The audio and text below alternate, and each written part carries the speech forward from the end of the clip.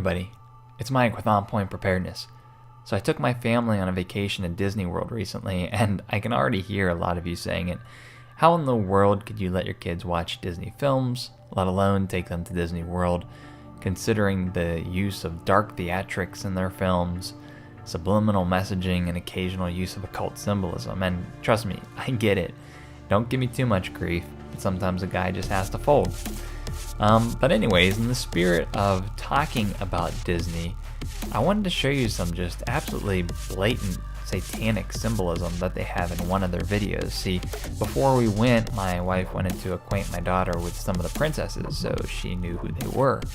And one of the videos we partially watched, I actually had to shut it off, was The Princess and the Frog. And from this flyer, you can see straight off the bat, they have the all-seeing eye of Osiris. This is just getting absolutely trendy. It's on our dollar bills, it's in music videos with the worship of the eye. Again, the all-seeing eye with one eye covered in devil horns, the covering up of one eye, the circular 666 over one eye. That's really not the focal point of this video, but you're just seeing this stuff everywhere. What I wanted to focus on was a very short segment in the video where this voodoo priest makes a blood pact deal with an individual. Here you can see him shaking hands, even complete with a blood sacrifice where he takes a nip off the guy's finger and the blood enters the vessel. Pretty dark stuff. But then once the blood sacrifice is made, you see all these shapes fly across the screen in a split second. I really needed to stop the video and go frame by frame to see exactly what they looked like. And when I slowed it down, I found this one. Take a look to the right hand side of the voodoo priest.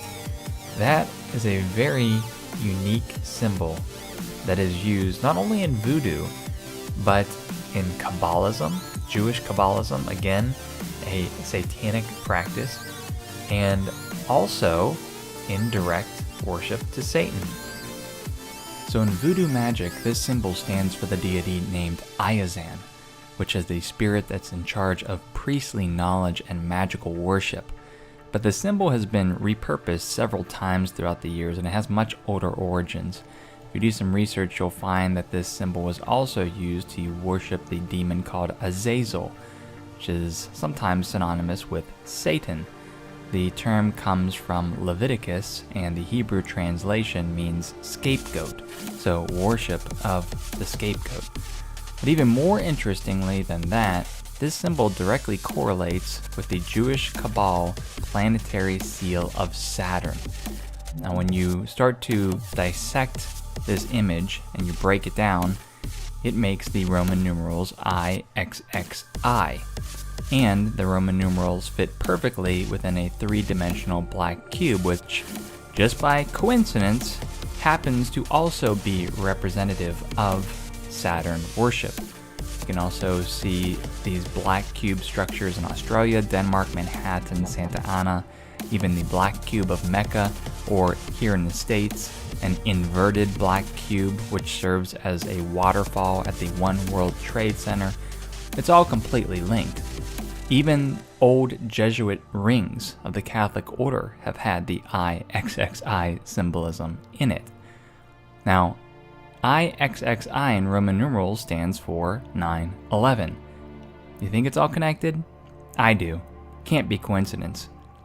But worship of Saturn relates to worship of Satan, and it is worship of Saturnalia, the Greek festival worshiping Saturn, which has effectively replaced Christmas.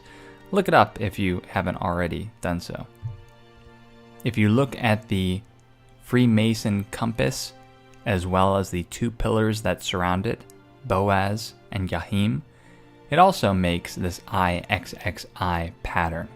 So it is no coincidence, at least to me, that when you see this IXXI pattern in this Disney film, it does not represent simply just a voodoo pattern, which is dark enough in itself. It does represent many different shapes and forms of Satan worship. And some of you may be saying, oh, you know what?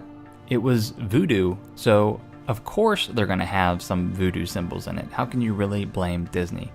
But as I mentioned, Disney is coming up with several movies with very dark theatrics. I was actually pretty surprised to see how dark Disney films were until I started watching them with my kids, and there was that big break from when I was a kid.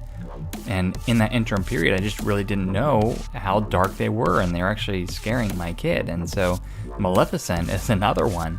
And while I was at the park, there was just tons of people with these Mickey Mouse ears with the Maleficent goat horns. And so this is all subliminal programming. I mean, none of this would really be acceptable decades ago, but now it is. Again, just death by a thousand cuts, little by little. They're really changing the culture. Anywho, this is Mike with On Point Preparedness. Until the next video, see you guys.